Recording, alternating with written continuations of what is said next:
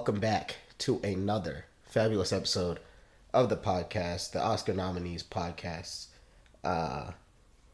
Today we're going to be looking at Marty Supreme and Hamnet. Little disclaimer before we get into it. I'm a little under the weather at the moment. You might hear it in my nose is a little stopped up. So if you hear a little bit of something, I'm gonna try to keep it to a minimum. But if you do, my fault, y'all. That's on me. That's on me. I've been out with the in the public, so it happens. Did you have anything you wanted to say to him before we get into the first one? Not really. All right, bet. Well, guess we'll just go ahead and start with Marty Supreme then. I don't even know how to describe really what this movie was. I was kind of thinking of it as a revenge movie. It's kind of like just... Revenge? That's how I took it. Okay. Because this man is just... he's just very obsessed about his image, it felt like. So just for a little quick summary of the movie, Marty Supreme, it's just about a table tennis player, sorry. And yeah, that's what he's known as, played by Timothée Chalamet. And he's a really good table tennis player. And I believe it was early in the movie, he's in a table tennis tournament and in the finals, he loses to a Japanese player by the name of Endo. I don't know what his last name is. That's the only thing that I got. And basically the rest of the movie is him like obsessing over like trying to get that rematch, trying to get his get back. And yeah, this man goes through crazy lengths. I mean, like some insane lengths to get to that end point, to get that rematch. So I took it kind of as revenge. Yeah, I wouldn't say it was a revenge story. I would say there was an opposing force that beat him in the beginning. Yes. But the beginning, but I don't think it was a revenge story. Yes, I think he was trying to protect his image and trying to improve it like how he saw fit. I think he wanted people to see him how he saw himself. But I didn't take it as a revenge story. I took it more of an obsessed artist. That too, I did get that as well. Like it's Icarus. It's Sisyphus. He doesn't know when to stop. He doesn't know.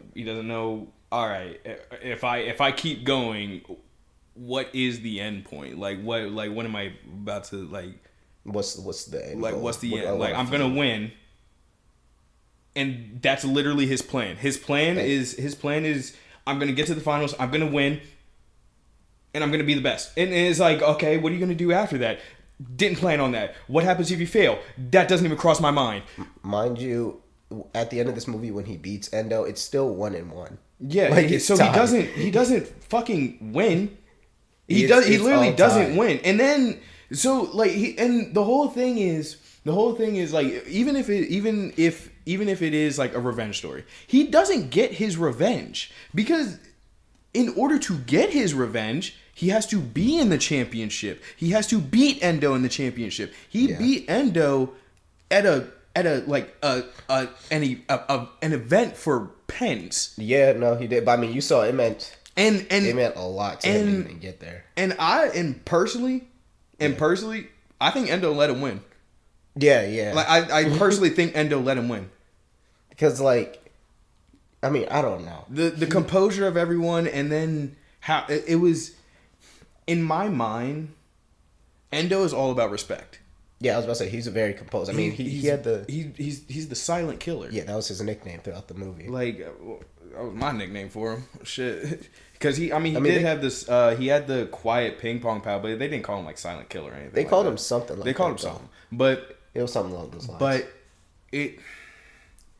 what was I saying? You were saying Endo let him win. Yeah, it was. I think Endo saw how much it mattered to him, how much it mattered to Marty in this little game to support American pens. How important it was for this American man to come to my homeland to challenge me to a rematch that I literally didn't even want. Yes. He was screaming at me. He was screaming at everyone. And then I accepted. Yes. He needs this. It's not, like, for me, it's not about winning anymore. I do agree with that. It's 100%. Marty needed this more than Endo ever did. He needs this. I'm literally going to the championships. Yeah, regardless. Like, I'm like, he's not, he needs this. Yeah, and I mean, there are some lengths that he goes through. Like, even just to be here, he's... Just from Marty being in Japan to face Endo, he is at that moment missing his son's birth. His child's birth. Yeah, he's missing his child's birth. Yeah, he missed his child's birth to be there. The girl who he impregnated, Rachel, she knew that, like, because they were at the hospital, and she knew that she knew that as soon as he left, he was not coming back. They heard that, I think it was the doctors that said that he couldn't come in the room with her. Yeah, it was like, because she was literally going into labor. And I think it was like a immediate family or something like that. I think it was one of those kind of rules that applies. Yeah, which is odd because I don't know. That's a side. It's the 50s. Yeah. It's the 50s. But anyway, they were like, they wouldn't let him in. And like he was just kind of like looking at her. He wasn't like saying anything. And she was like screaming. She was like, "Dude, no! He has to come with me. He has to come with me." And like the doors closed. Literally, the next scene is him getting off the plane. On the plane. Like him getting off the plane. Like literally, he was like, as soon as they said that you can't come in, he was like, "I'm already at Japan. Like I'm mentally already in Japan. I'm already holding the paddle. I'm already beating Endo's ass." And so through this movie, also, this movie has what I like to call regular show scenes. Through a lot of this movie, where because like we said, he goes through a lot of lengths to not only get to Japan, but obviously get the money to go to Japan. And he does it through many means. I'm trying to think what's the main one that comes to mind. I guess the biggest one would be the dog, right? Yeah, that's what I was gonna say. Yeah. I have them in notes separately. I just have So in my notes, I have literally written. I have bathtub, gas station, farmhouse. That's pretty accurate. That's pretty much how I have them written. And the dog is involved in all three of those, actually, which is very interesting. Because it was like a whole thing of trying to get the dog back. Because interestingly enough, the dog was in all three of those events. Was only the catalyst of one of them. Yeah. Interesting. It's like he was another character. I mean, he basically was. Yeah. He was a driving force in a lot of this movie. I mean, so... Because I want to get into at least one of these scenes. So I guess we could do the farmhouse scene. Because I believe this is when... So Marty and Rachel, they're trying to get this dog to... Basically, the dog's owner is like a rich guy, and they're basically trying to get the dog to get the money so Marty can go over to Japan and such. And oh man, it's like I'm trying to explain it, but it's like flashes in my head. It was a mess of a scene, in a good way. They're trying to, I think. See, I can't. Hold on, I can't think. Can you explain the scene better? Yeah, you go ahead. They're like, are you talking about like when they're all there? Yeah, you can just skip to when they're all there. Okay. The good part. Okay. Rachel pregnant as hell. Very much pregnant. Marty needs the money. He needs the money so he can So at the first tournament when he lost, he made a scene and he got fined like $1,500. So he's trying to get this money so he can pay that fine so he can get back into the championships. There's a lot. There's a lot. Crash out. There's this house, their farmhouse, surrounded by corn. It's a large farmhouse, well built in the 50s, Kent family type shit, Kansas. Yeah. So the owner's dog, the dog's owner, I forgot his name, but he's an older guy. He's like a fucking gangster or whatever. Yeah, he's something. He stabbed a dude. He shoots people. Yeah, it's crazy. This is a crazy movie. He does not play about his dog. So the dog's in this house, but the first time Marty went to the house, the guy, he was like, "Nah, there's no dog here. You can hear the dog barking in the back." Yeah. And he's like, "Oh no, I'll go get the dog." Comes back with a shotgun, tries to shoot Marty like multiple times. Rachel hits him with the car. This is the first time they go to the farmhouse, and then they dip. Now they're coming back because old dude who is the owner of the dog has a gun on them. He brings some goons. He brings two goons. They go to the house. They approach the house. One of them's looking through the window, and he's like, "Hey, I think I see the dog." Oh, shot in the face. Because he kept banging on the door and everything like that. Just. He was like banging on the door. He was like, "I know he's in there," and just boom, straight to the face. And then a shootout happens. Yeah. So that's fun. And it's like crazy through all this. I'm just like, this is not good for the baby. Yeah, like, no. At all. Oh yeah, yeah. Oh, that's why she was in the hospital like that. She got fucking shot. Oh yeah, that's right. Rachel got shot. Yep. Yeah, Rachel got shot, so they had to rush her to the emergency room, and that's when she was in labor after the gun shot. Yeah. Crazy work. I was trying to think. Yeah, there were a lot of these scenes. Hold on, I gotta blow my nose. That baby's gonna be supreme. Baby's gonna have a lot of some interesting genes from Marty. He's gonna be so supreme, dude. I'm about to blow the shit out of my nose here, guys. Sorry, hold on. Oh, God. Fuck winter. Okay. But yeah, there's like a lot of these regular show ass scenes. Another slight thing that I thought was funny is Tyler, the Creator's in this movie. Dude, I did not like Tyler, the Creator in this He was very distracting in this movie. First off, he was distracting. Like, he himself is distracting because it's Tyler, the fucking Creator. Yeah. And then his dialogue was all over the fucking place. It was more modern than it was 50s. Yeah. He was talking about like pulling up to the spot and things like that. I'm like, hold on now. You're just Tyler. Also, there's just certain celebrities when you see them in a movie, they kind of transcend their role. So it's like I'm just seeing Tyler, the Creator, in this movie. Yeah, I'm not seeing an actor. Yeah. There's like one of Hulk Hogan's many lies. I forget which movie it is. I want to say it's The Kickboxer. It's something like that. And he was talking about how he was denied the role in the movie. And people just like to talk about how it's just like, well, I mean, it's probably a good thing that this big ass, like, over 6 foot Jack Hulk Hogan wasn't in the movie. Because everybody been like, why is Hulk Hogan there? Yeah, I wouldn't want to see Hulk Hogan rather than Jean-Claude Van Damme. I don't think he was there for the main role. But I mean, just like as a side role. That's good.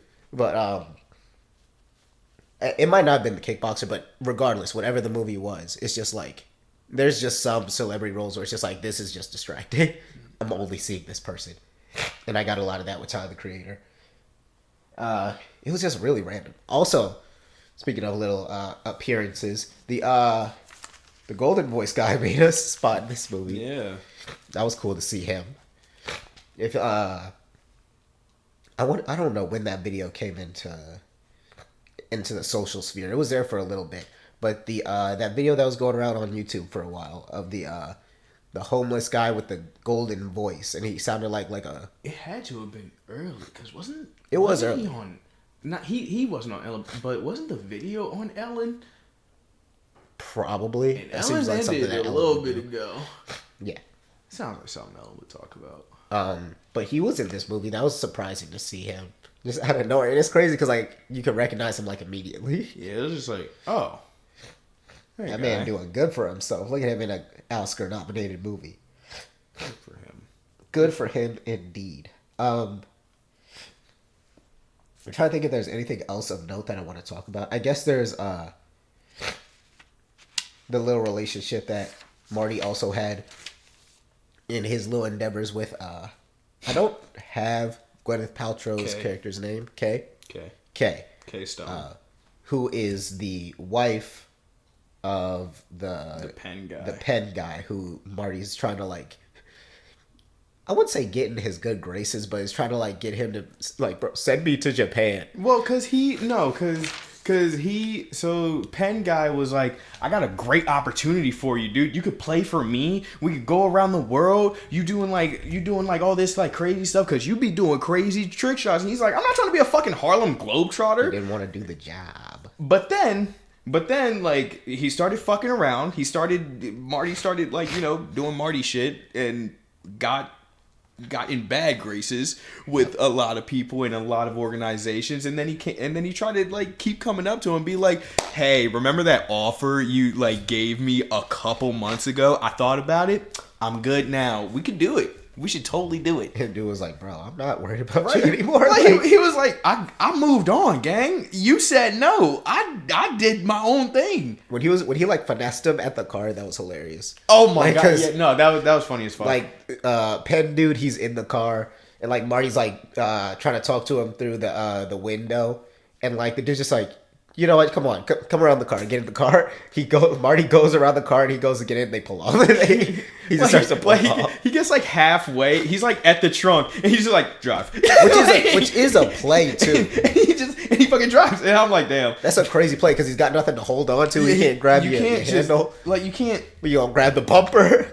like under. I don't know. That's a pretty good play. I'm not gonna lie. But yeah, he. So while this is all going on between the pen guy and Marty also is Banging his wife. yeah, he ping pong rizzed up his wife, and yeah, he's just Somehow, Hate some that. way. yeah. Like something very interesting about Marty and his character. He's you can tell he's overconfident, but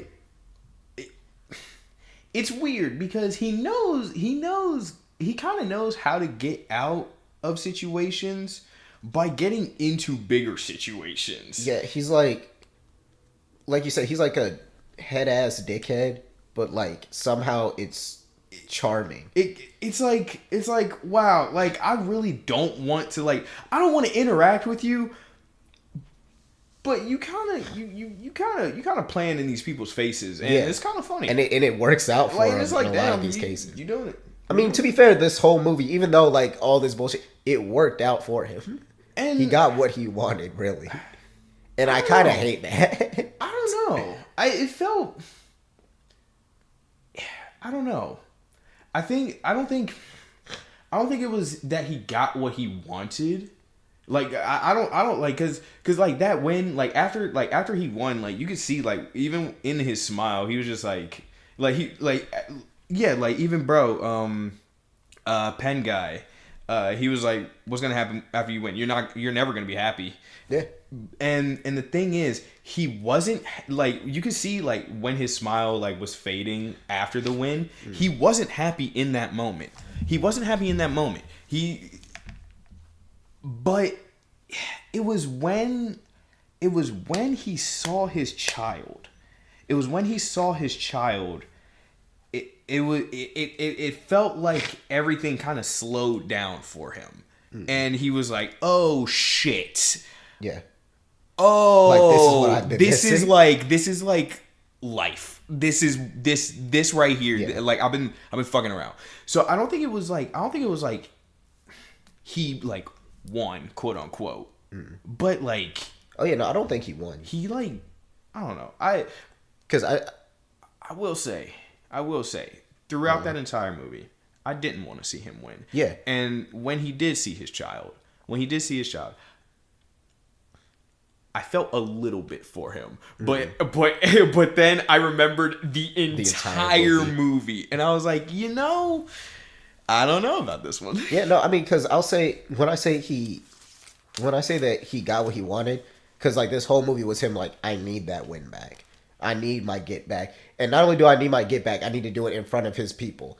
Like that was also kind of like what he was feeling. He was like, not only do I get to beat him, I get to embarrass him kind of the way that he embarrassed me. Even though he didn't embarrass him, Marty embarrassed himself. Mm-hmm. And so he got what he wanted in the sense that he got his win, but he didn't feel the way he wanted to feel. Like he realized like this, he's just like, yeah, wait, like like it's not. This didn't hit as much as it did. I went through a lot of shit for this, and I felt a lot of shit dealing with this. And I also wonder if he was thinking if it was an actual win. That also could be a play. I wonder but it was a lot of face in there. There's a lot of face in there. So you got to interpret. He's very like, I mean, we already said he's very head ass, so that is also a very big possibility. But yeah, no, that's why I'm just like, I think he got what he wanted. It's just like in that moment he was just like, it's like reaching the mountaintop and you look up and you're just like, oh, this isn't exactly what I wanted it to be. Like this is cool, but this isn't as grand as I thought it was going to be. I think that's kind of that's what I got from it. I guess I got burped. Excuse me.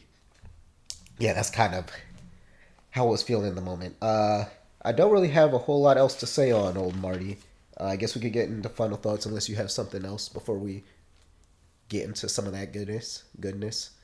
Go ahead. Bet. All right. So final thoughts. Like I said, I like some of the chaotic scenes. There was one scene that I forgot to talk about at the beginning with the when Marty, like at the very beginning, Marty he was fucking on Rachel. And you got this scene of like the sperm going into the egg, and I was like, that is very detailed. This was a very detailed scene. I thought that was cool. I have a minus and a plus on the soundtrack, and I don't even remember it too well looking back at it. I remember it being, I think, sort of like Miami Vice-ish, some of the music. I do remember it kind of taking me out. I was just like, not even in a bad way. I was like, wow, like this music's kind of going hard for certain parts. I also have a minus on Tyler, the Creator. I thought it was distracting. It was. I'd rewatch it again. It was a lot of moving parts, but like I don't think anything was like. I wasn't really super lost in this one, so overall, I have it as a 8 out of 10. I enjoyed. Yeah, the music was pretty good. A lot of it was, especially during like the scenes where Marty's either chasing or getting chased. It was very sporadic, energetic. I liked it. Had a lot of vigor in it. It was like, oh, Marty's heart is beating and mine has to be too. So it felt nice. The music was good. I can see why Timothée Chalamet was saying that this was like the one. Like I can kind of see it. But I also think it's very easy to play a dickhead on screen. I feel like if you get a script and they're like, you're an asshole. You're a bad guy. Like I feel like that's pretty easy to convey, especially with like multiple forms of like media where like that is a sign of like that's a sign of like masculinity. Like you know what I mean? Like it's kind of easy for Timmy to play an asshole. It's kind of easy for Brad Pitt to play an asshole. It's kind of easy for Edward Norton to play an asshole. Like you know what I'm saying? It's one of those things. Mm. But I mean, he did well. I liked all the mannerisms that he spoke with. It was cool. Yeah, no, it was cool. The sporadic movement with the cameras and the directing style was a Safdie special. I think we forgot to mention that this was written and directed by Josh Safdie. We did. One of the Safdie brothers. The other one made The Smashing Machine, which we will also be reviewing. We will. So if you want to like look at the differences between their directing styles, because these are the first ones where they're apart. So you can kind of like see what Josh offered rather than what what's his name? Ben? What's his name? Sure. Ben Safdie? I don't know. I'm not sure. Tyler's dialogue was distracting as hell. That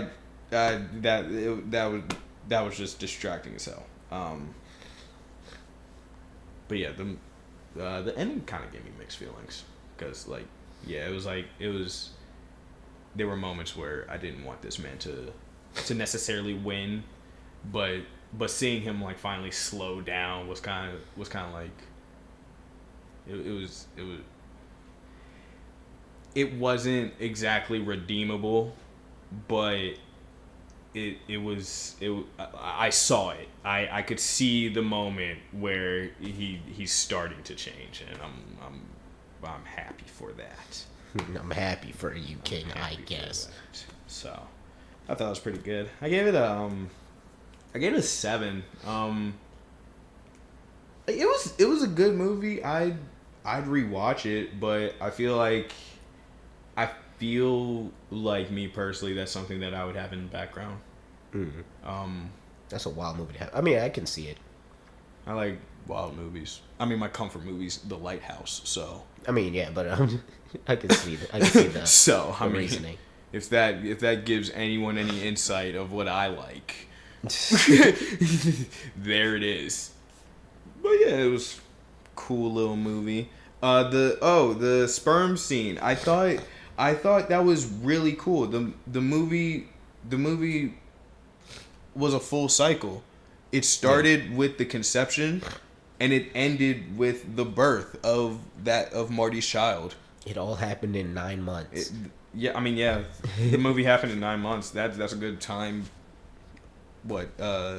Time frame, I guess.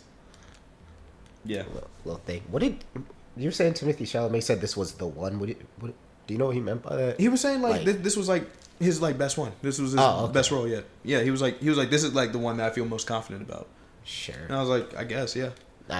To be fair, I've never seen Call Me by Your Name. I haven't seen that yet. Yeah. I would love to though. I've only seen Dune and Don't Look Up with Timmy. Yeah. With old Timmy Tim. I mean, he's good in both of those. Oh, I guess in Marty Supreme. But like, yeah. He is. He's good. Also, shout out to Timothy Chalamet for being a huge wrestling fan. And he's talented as hell too. Yeah. That boy was kind of he was kind of spitting on that SD Kids song. Oh yeah. He's bad. He's an interesting guy. I remember because in one of the wrestling interviews, like they were talking about what's his like favorite pay-per-view and things like that. He was like ECW One Night Stand, which is like a pretty good one. But it's like that's one of those ones where you hear it's just like, oh, like he's like he like watches. It's one of those things where it's just like, oh, this isn't like oh, you're kind of a knower. Okay, I see. Yeah. And the way he was talking about it, I think it was Cody Rhodes' podcast. I was like, okay, all right, Big Tim, you get a little you did a little something for me in that. That's cool. And I think he was promoting Marty Supreme in that as well. Yeah, probably. Most likely. But yeah, that's the Supreme ranking. Yeah, I think afterwards, I want to bring mine to like 7.5, only like a 0.5 off. And that brings the Chrishmolish score to a. Do we want to do 7.25? We haven't been scoring any of these Chrishmolishly. Damn, we haven't? No. I'm bucking. Yes, you are. We're doing that at the end. What are you doing? I thought we were doing the Chrishmolish score. We literally haven't done a single one. Dude, I'm fucked up. All right. Well. Also, 25? What do you do? We've never done 25. No, I wasn't going to keep it at that. I was just saying that that's where we were at. I wasn't going to keep it at that. Well, join us after the break. We're gonna get into our second movie here. some good old Hamnet.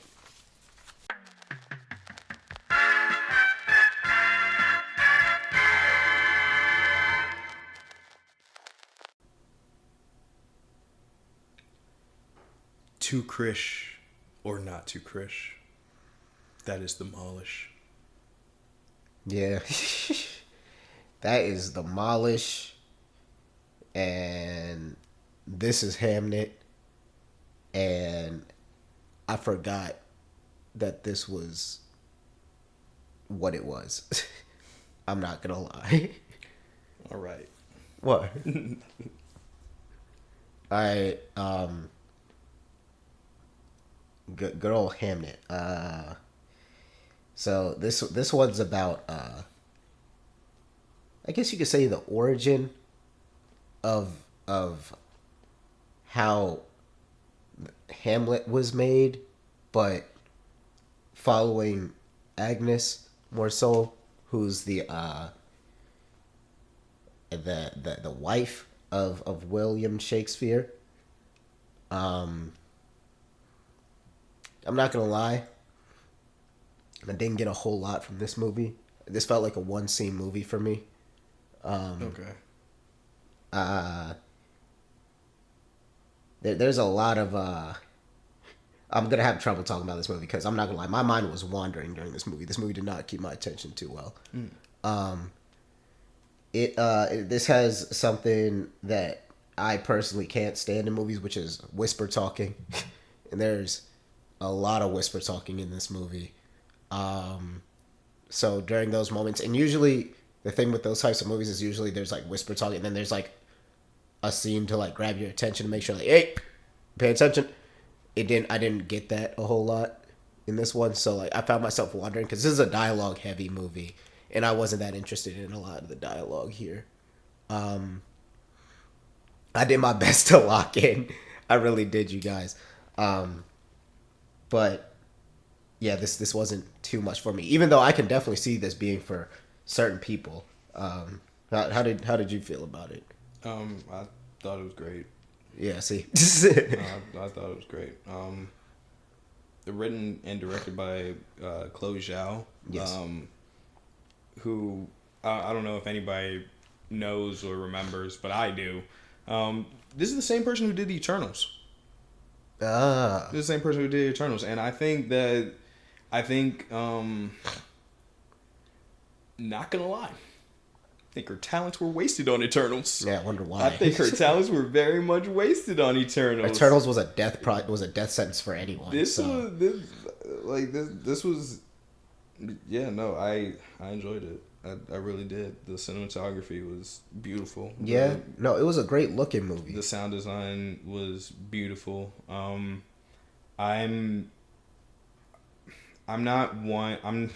not one who is as literate enough to understand most of Shakespeare's writing.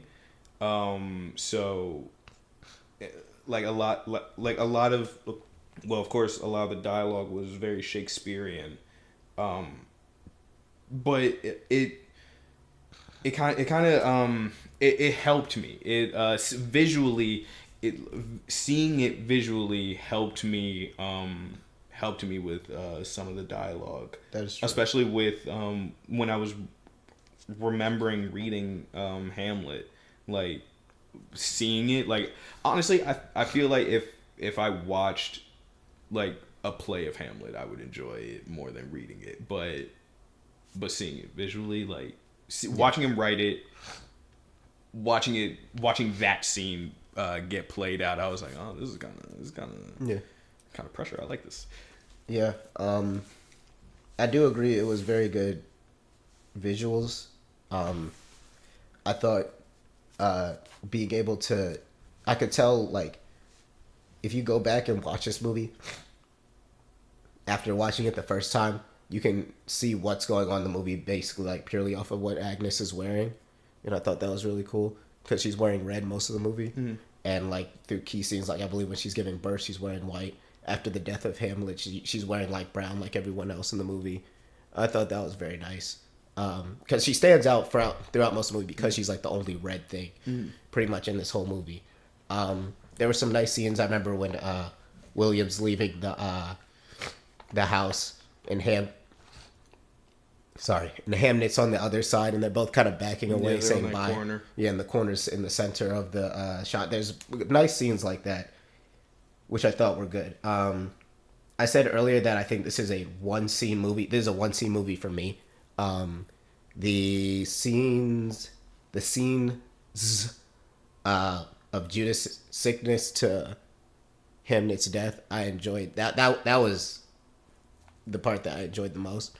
I thought that was really, like the point where there's a point where Judith, one of the children, she's sick. She's like deathly sick. She got like this lump on her neck. It's monkeypox. You said what? It's monkeypox. Okay, yeah. Yeah, so that's what wait, is it smallpox? It's monkeypox. Okay. I just said monkeypox. In the shadow show when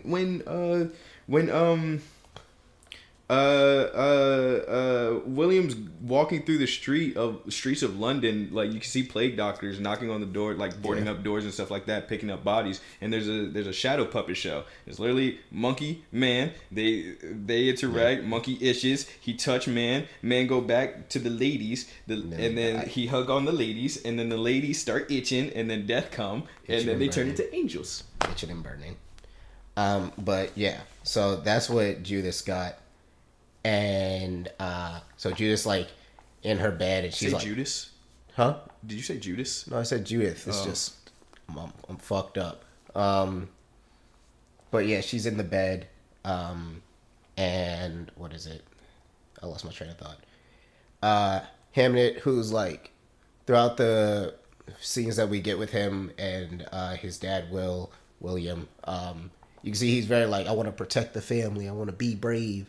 And you know, all the good stuff, classic little young boy.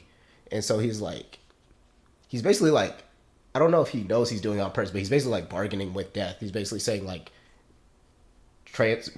I'll take the sickness. He's like, just make her better. And there's a cool shot that we get of like where you're basically like death's point of view, death's POV, looking down on Hamnet and Judith. I thought that was really cool, because like you see him like look off, and he looks like it's like a shot up in the corner, and he looks directly up at the camera, and I was like, oh shit, that's us. I thought that was cool.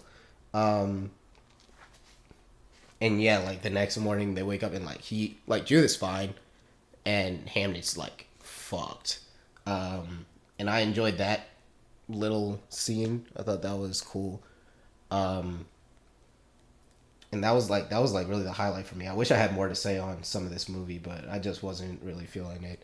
Like you said earlier, I also am not one of those. I'm also not very literate enough to understand some of the Shakespearean language in this movie, especially when we got to the play. Like a lot of the play, I was just like, they saying something. They're certainly saying something that I am not picking up on too well. I'm trying to think what else about this movie.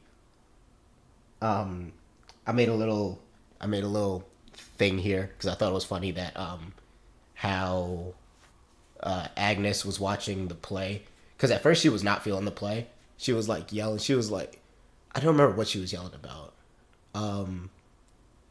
But she was just distressed already, because she didn't even know that the play was what it was before she went to go see it, because she thought he was making like a fucking comedy.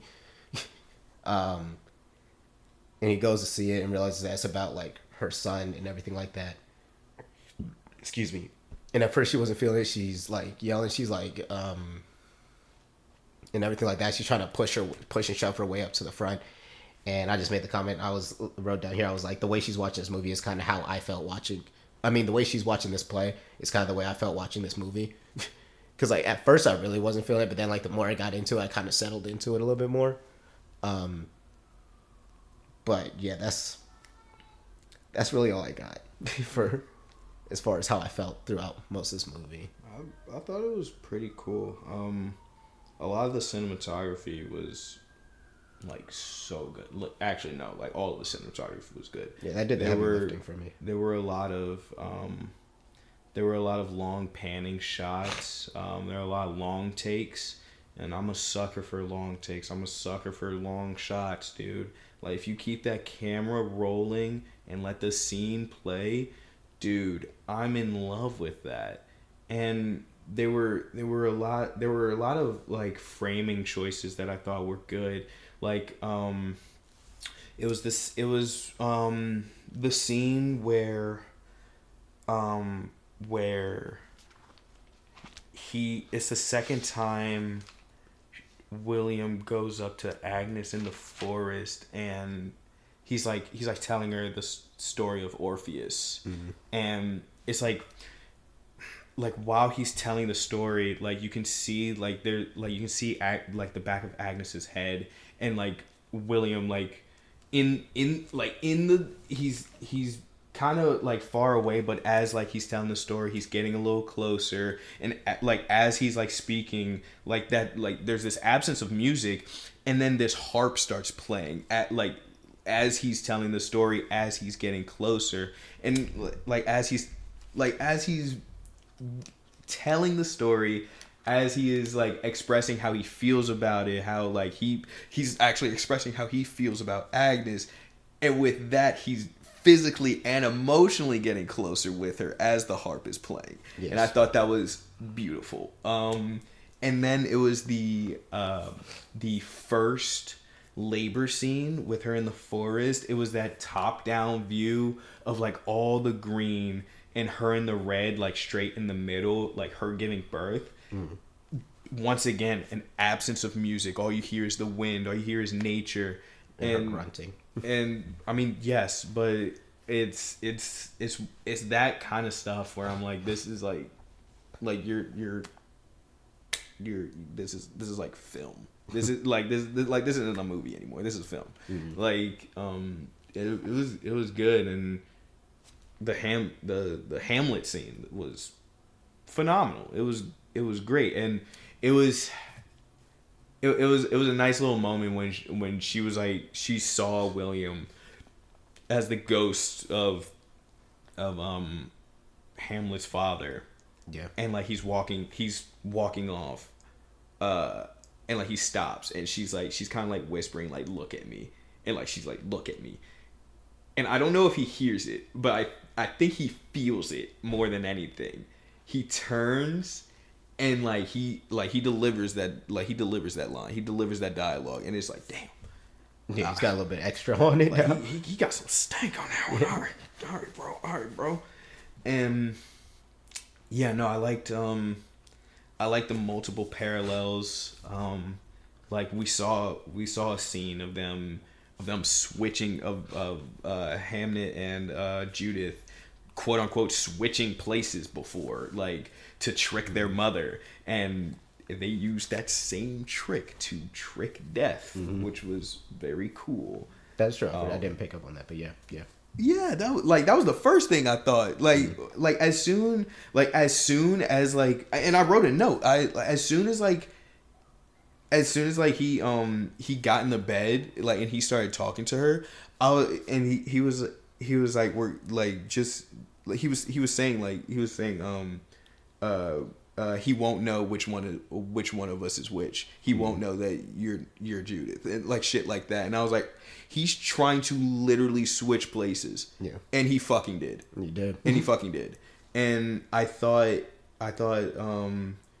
there was another parallel with where William goes to London. This is before Judith got sick. Agnes and Hamnet have this moment.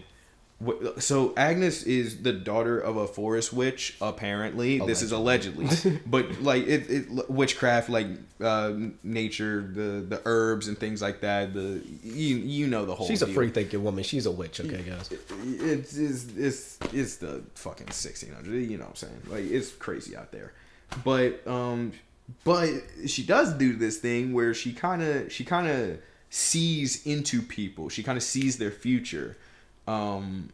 and by touching like what is this part called? The webbing, I guess. The webbing of your the skin between the index and the thumb. Yeah, she touches that, and like she can like see, and during that scene where Hamnet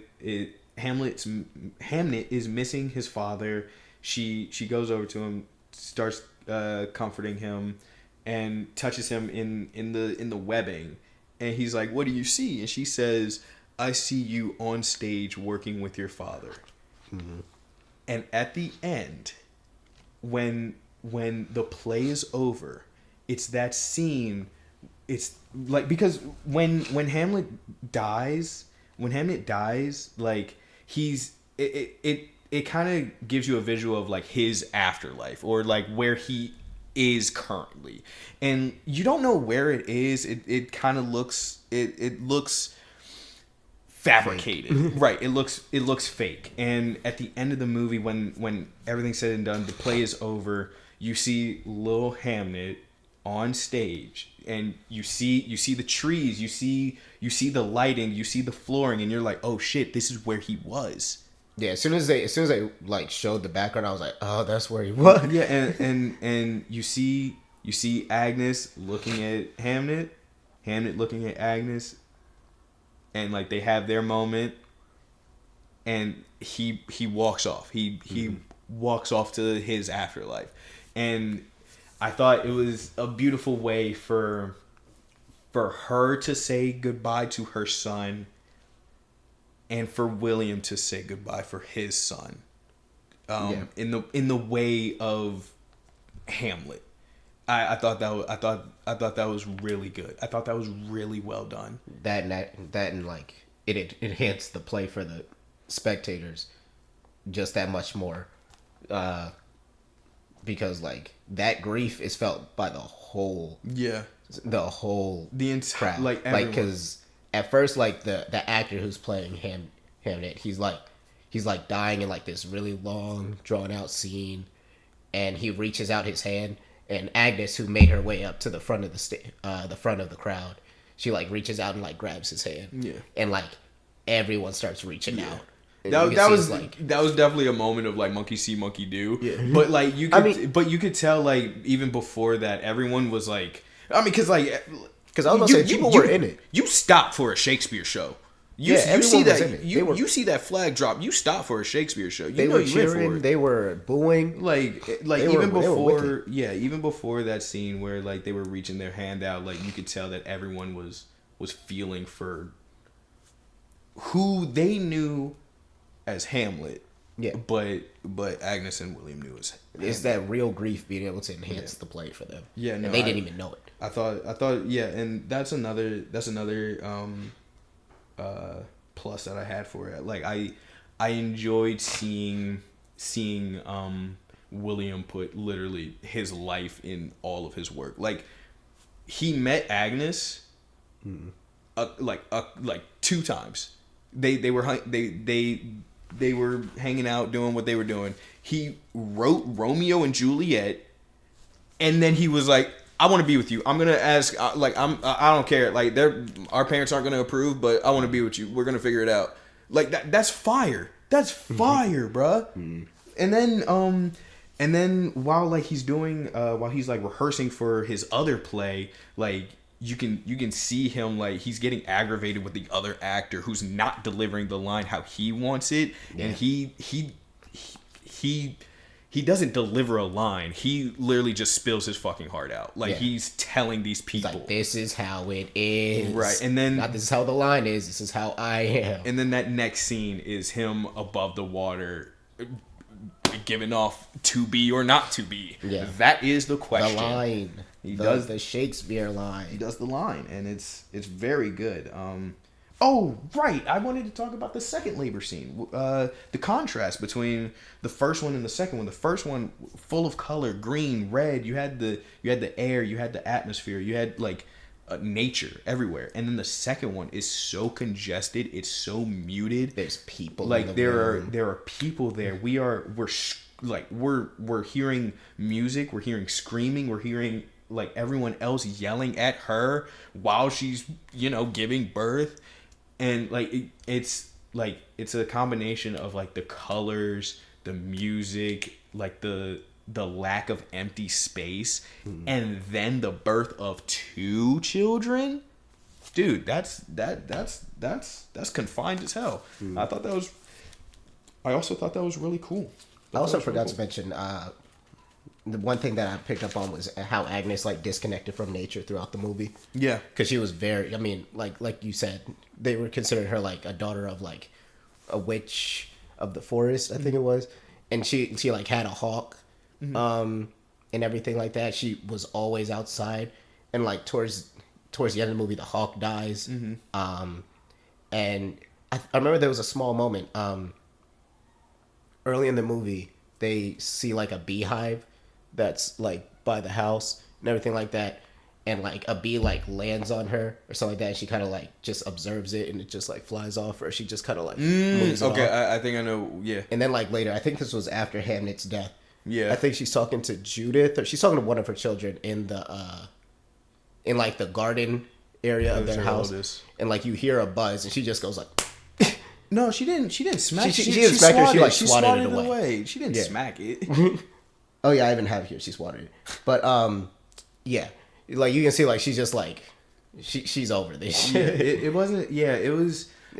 Life's broke her down. It was. It was very interesting. I liked because I know you said it was a like more. It felt like a one scene movie for you, but like. I think for those scenes to have worked, you had to see how Agnes and William's love like worked. Like you had to see that infatuation. You had to see that like he was kind of like even when he had everything, he was kind of losing his way of like writing, and that's why he had to move away, and that's how she kind of became like disconnected with nature. She kind of lost her love, in a way. Like, so I think for those scenes to work, you have to have like oh well, that scene worked because William wasn't there. Yeah, no, that's true. I just wasn't super interested in those moments, I guess. That's just a me thing. There was another. Also, I did find it interesting that like, because she also like edged him on to go to London. She was just, because it was she thought it was like it was a passion thing. Because I mean, he was also kind of like lashing out.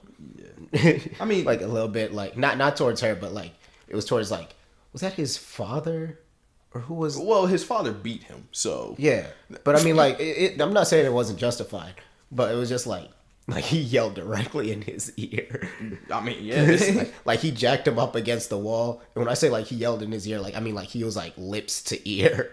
And just yelled in his shit. I mean, like, yeah, he said, "Don't fucking touch me again." Yeah, like it wasn't like ah, like it was like, hey, he don't do that, don't do that again. Yeah, he was like yelling words at him. I just thought I was just like, yeah, damn, that man got some aggression to let out. I mean, yeah, like he has a lot of feelings. So if he can't get that out in words, like if he can't write that, like he didn't have that writing. Like he was just feeling it, you know what I mean? So it's like, yeah, he justified. Well, try to see if I have anything else to say about this movie here. I don't really think so. I think that's really all I have here. Aside from like some of the visuals that we talked about, yeah, I really enjoyed the Hamnet's death scene, which is. Like, yeah, it's supposed to be a big scene in the movie. And that's really how I felt on old Hamnet. How I thought it was good. I thought all the. I mean, I also look for like if there are child actors, are they doing their fucking job? I did peep that. Are they doing? They did their. They were good. They did their job. I don't have any complaints about that. I usually, when it comes to these Oscar nominees, I don't really think we really have to worry about acting. Not to say we don't. I think we do. But it's like I mean, also I'm not too sensitive to bad acting in terms of like unless it's like like very obviously bad. I mean, okay, that all right, that's fair, but like, look, okay, you don't have to look for bad acting if we're looking at the Oscars. What's moving you? That's what I'm looking for. Like, all right, is this person just reading off of a script and like giving me what they've giving me like something, or are they feeling what they're saying? Are they actually doing their like? Are they acting? You know what I mean? I'm not looking for bad acting. I see what you mean. But either way, yeah, no, I did. I kind of had the same thing of just like seeing like when you see a child actor, you're just like, okay, like how's this gonna work out? But yeah, no, they were good. Overall, me, I gave it a 7 out of 10. It's mostly carried by the visuals and the one scene. Other than that, like I said, the whisper talking, it just really every time it just throws me off in these movies. Any movie that does it, and this movie is like a lot of it. And like we said earlier, or like I said earlier, it's a dialogue heavy movie, and I wasn't very interested in a lot of the dialogue, so it just kind of throws it for me. So that's how I felt about it. I thought it was good. Cinematography, fantastic. All the acting was good. I've never really seen Paul Mescal in anything. This was my first thing watching him. That was Shakespeare? Yeah. Okay. So yeah, I mean, good first guy. I mean, I hear good things from you. I think he's in Game of Thrones or something. He's in like something big. He looks very Game of Thrones that people watch. So it might be that. Either way, pretty good. Jessie Buckley, Agnes, fantastic. I've only seen her in a couple movies. The most notable is I'm Thinking of Ending Things, and she was fantastic in that. Mm-hmm. So I think she was also in Men. Was that her? I don't remember who it was, but we'll talk about that. But yeah, no, I think the story structure was, I mean, it was good. It flowed well. I was not confused at what point of the movie we were in. So that is very good. Sound design was really good. Especially when we were outdoors. It really amplified the forest witch aspect of Agnes, because whenever we were outside with her, like you could hear the wind, you could hear the birds, you could hear the bugs. It was great. It was nice. Yeah, my only gripe is like I wish I understood it a little bit more with the dialogue. I might watch it again at some point. Just so I can be like, yes. so I can, get a little literate up in here. Watch it with my dictionary. Yeah, no. That was pretty good. I think Chloe Zhao can really do some things when she's in charge. When she's not giving the worst movie ever. When she's in charge, I think she can do some really good things. Yeah, I gave it a. Yeah, I think I gave it a. Yeah, I'll keep it. I'll keep it at a 8.5. I liked it. 8.5. Thought it was pretty good.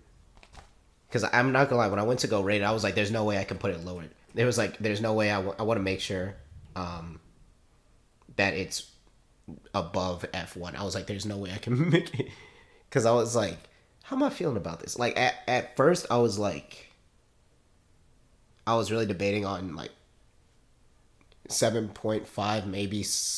I was debating on 7.5 to 6.5 range, and I was like, 6.5 seems way too low. And then I went back, and I was like, "Where's F1?" And I was like, "That shit says 6." I was like, "I can't do that. I can't do that." And honestly, from rating this movie, I think I might bump down F1 when we get back to it. I might bump it down a point because putting these two this close doesn't seem right. But yeah, that's the ratings for now with these movies. Shit, I don't really have anything else to say on this matter.